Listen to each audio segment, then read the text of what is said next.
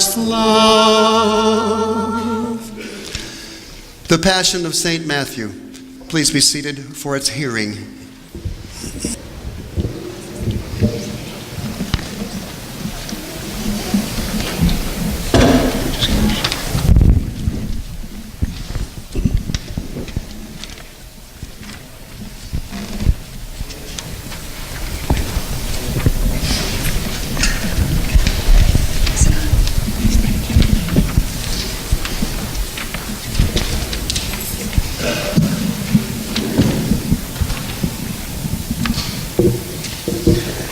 The Passion of our Lord Jesus Christ, according to Matthew.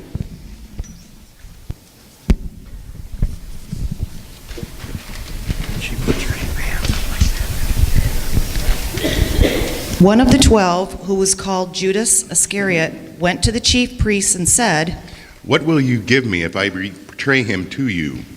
They paid him 30 pieces of silver. And from that moment, he began to look for the opportunity to betray him.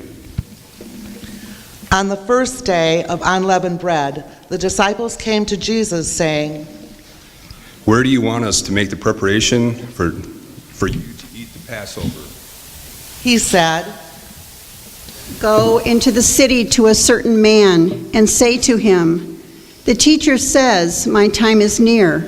I will keep the Passover in your house with my disciples.'"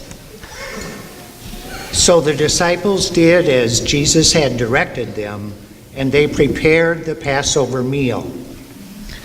When it was evening, he took his place with the 12, and while they were eating, he said, "Truly I tell you, one of you will betray me." And they became greatly distressed and began to say to him one after another, "Surely not I, Lord." "The one who has dipped his hand in the bowl with me will betray me. The Son of Man goes as it is written of him, but woe to the one by whom the Son of Man is betrayed. It would have been better for the one not to have been born." Judas, who betrayed him, said, "Surely not I, Rabbi." "You have said so." While they were eating, Jesus took a loaf of bread, and after blessing, he broke it, gave it to the disciples, and said, "Take, eat, this is my body."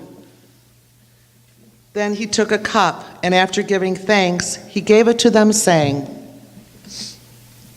"Drink from it, all of you, for this is my blood of the covenant, which is poured out for many for the forgiveness of sin.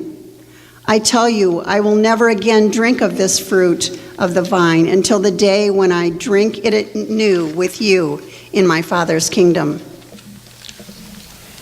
When they had sung the hymn, they went out to the Mount of Olives. Then Jesus said to them, "You will all become deserters because of me this night, for it is written, I will strike the shepherd, and the sheep of the flock will be scattered. But after I am raised up, I will go ahead of you to Galilee." Peter said to him, "Though all become deserters because of you, I will never desert you." "Truly I tell you, this very night, before the cock crows, you will deny me 3 times. Even though I must die with you, I will not deny you." And so said all the disciples. Then Jesus went with them to a place called Gethsemane, and he said to his disciples, "Sit here while I go over there and pray." He took with him Peter and the 2 sons of Zebedee, and began to be grieved and agitated. Then he said to them, "I am deeply grieved, even to death. Remain here and stay awake with me." And going a little farther, he threw himself on the ground and prayed, "My Father, if it is possible, let this cup pass from me. Yet not what I want, but what you want." Then he came to the disciples and found them sleeping. And he said to Peter, "So you could not stay awake with me for 1 hour? Stay awake and pray that you may not come into the time of trial. The spirit indeed is willing, but the flesh is weak." Again he went away for the second time and prayed, "My Father, if this cannot pass until I drink it, your will be done." Again he came and found them sleeping, for their eyes were heavy. So leaving them again, he went away and prayed for the third time, saying the same words. Then he came to the disciples and said to them, Are you still sleeping and taking your rest? See, the hour is at hand, and the Son of Man is betrayed into the hands of sinners. Get up, let us be going. See, my betrayer is at hand. While he was still speaking, Judas, one of the 12, arrived, and with him was a large crowd with swords and clubs from the chief priests and the elders of the people. Now the betrayer had given them a sign, saying, The one I will kiss is the man. Arrest him. At once he came to Jesus and said, Greetings, Rabbi. And kissed him. Jesus said to him, Friend, do what you are here to do. Then they came and laid hands on Jesus and arrested him. Suddenly, one of those with Jesus put his hand on his sword, drew it, and struck the slave of the high priest, cutting off his ear. Then Jesus said to him, Put your sword back into its place, for all who take the sword will perish by the sword. Do you think that I cannot appeal to my Father, and he will at once send me more than 12 legions of angels? But how then would the scriptures be fulfilled, which say it must happen this way? At that hour Jesus said to the crowds, Have you come out with swords and clubs to arrest as though I were a bandit? Day after day I sat in the temple teaching, and you did not arrest me. But all this has taken place so that the scriptures and the prophets may be fulfilled. Then all the disciples deserted him and fled. Those who had arrested Jesus took him to Caiaphas, the high priest, in whose house the scribes and the elders had gathered. But Peter was following at a distance, as far as the courtyard of the high priest, and going inside, he sat with the guards in order to see how this would end. Now the chief priests and the whole council were looking for false testimony against Jesus, so that they might put him to death. But they found none, though many false witnesses came forward. At last, 2 came forward and said, This fellow said, I am able to destroy the temple of God and to build it in 3 days. The high priest stood up and said, Have you no answer? What is it that they testify against you? But Jesus was silent. Then the high priest said to him, I put you under oath before the living God. Tell us if you are the Messiah, the Son of God. You have said so, but I tell you, from now on, you will see the Son of Man seated at the right hand of the power in the coming of the clouds of heaven. Then the high priest tore his clothes and said, He has blasphemed. Why do we still need witnesses? You have now heard his blasphemy. What is your verdict? He deserves death. Then they spat in his face and struck him, and some slapped him, saying, Prophesy to us, you Messiah. Who is it that struck you? Now Peter was sitting outside in the courtyard. A servant girl came to him and said, You were also with Jesus, the Galilean. But he denied it before them all, saying, I do not know what you are talking about. When he went out to the porch, another servant girl saw him, and she said to the bystanders, This man was with Jesus of Nazareth. Again he denied it with an oath. I do not know the man. After a little while, the bystanders came up and said to him, Certainly you were also one of them. Your accent betrays you. Then he began to curse, and he swore an oath. I do not know the man. At that moment, the cock crowed. Then Peter remembered what Jesus had said, Before the cock crows, you will deny me 3 times. And he went out and he wept bitterly. When morning came, all the chief priests and the elders of the people conferred together against Jesus in order to bring about his death. They bound him, led him away, and handed him over to Pilate, the governor.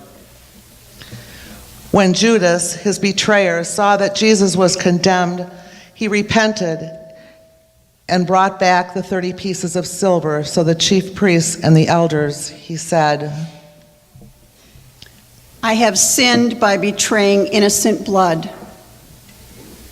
What is that to us? See to it yourself. Throwing down the pieces of silver in the temple, he departed, and he went and hanged himself. But the chief priests, taking the pieces of silver, said, It is not lawful to put them into the treasury, since they are blood money. After conferring together, they used the money to buy the potter's field as a place to bury foreigners. For this reason, that field has been called the field of blood to this day. Then was fulfilled what had been spoken through the prophet Jeremiah, and they took 30 pieces of silver, the price of the one on whom a price had been set, on whom some of the people of Israel had set a price. And they gave him for the potter's field, as the Lord commanded me. Now Jesus stood before the governor, and the governor asked him, "Are you the king of the Jews?" You say so. But when he was accused by the chief priests and elders, he did not answer. Then Pilate said to him, "Do you not hear how many accusations they make against you?" But he gave him no answer, not even to a single charge, so that the governor was greatly amazed. Now at the festival of the governor was accustomed to release a prisoner for the crowd, anyone whom they wanted. At that time, they had a notorious prisoner called Jesus Barabbas. So after they gathered, Pilate said to them, "Whom do you want me to release for you? Jesus Barabbas or Jesus who is called the Messiah?" For he realized that it was out of jealousy that they had handed him over, while he was sitting at the judgment seat. For his wife sent word to him, saying, "Have nothing to do with this innocent man, for today I have suffered greatly because of a dream I had about him." Now the chief priests and elders persuaded the crowds to ask for Barabbas and to have Jesus killed. The governor again said to them, "Which of the two do you want me to release for you?" "Barabbas." "Then what shall I do with Jesus who is called the Messiah?" "Let him be crucified." "Why? What evil has he done?" "Let him be crucified. Let him be crucified. Let him be crucified." So when Pilate saw that he could do nothing, but rather a riot was beginning, he took some water and washed his hands before the crowd, saying, "I am innocent of this man's blood. See to it for yourselves." His blood be on us and on our children. So he released Barabbas for them, and after flogging Jesus, he handed him over to be crucified. Then the soldiers of the governor took Jesus to the governor's headquarters, and they gathered the whole cohort around him.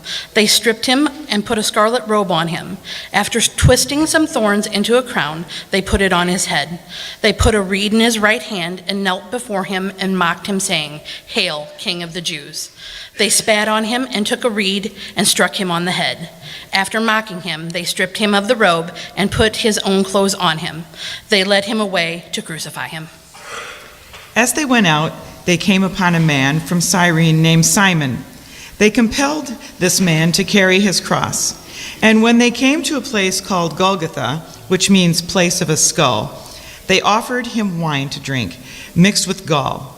But when he tasted it, he would not drink it. And when they had him crucified, they divided his clothes amongst themselves by casting lots. Then they sat down and kept watch over him.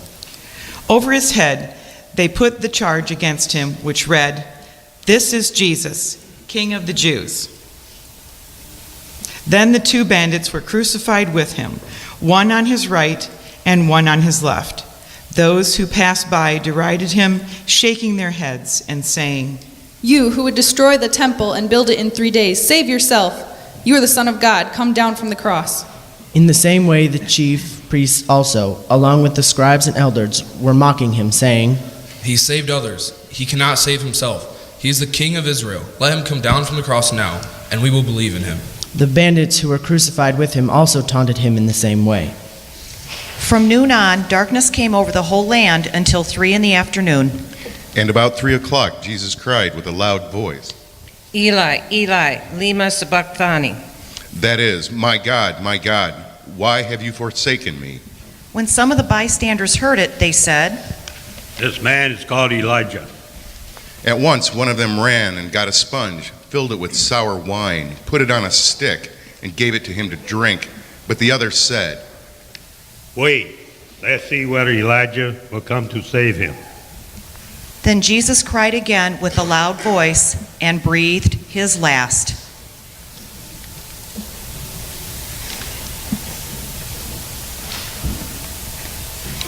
At that moment, the curtain of the temple was torn in two from top to bottom. The earth shook and the rocks were split. The tombs were also opened, and many bodies of the saints who had fallen asleep were raised. After his resurrection, they came out of the tombs and entered the holy city and appeared to many. Now when the centurion and those with him who were keeping watch over Jesus saw the earthquake and what took place, they were terrified and said, Truly, this was man's God's son. Many women were also there, looking on from a distance. They had followed Jesus from Galilee and had provided for him. Among them were Mary Magdalene, and Mary the mother of James and Joseph, and the mother of the sons of Zebedee. When it was evening, there came a rich man from Arimathea named Joseph, who was also a disciple of Jesus. He went to Pilate and asked for the body of Jesus. Then Pilate ordered it to be given to him. So Joseph took the body and wrapped it in a clean linen cloth and laid it in his own new tomb and went away. Mary Magdalene and the other Mary were there, sitting opposite the tomb. The next day, that is, after the day of preparation, the chief priests and the Pharisees gathered before Pilate and said, Sir, we remember what the impostor said while he was still alive. After 3 days I will rise again. Therefore command the tomb to be made secure until the third day. Otherwise his disciples may go and steal him away and tell the people he has been raised from the dead. And the last description would be worse than the first. Pilate said to them, You have a guard of soldiers. Go make it as secure as you can.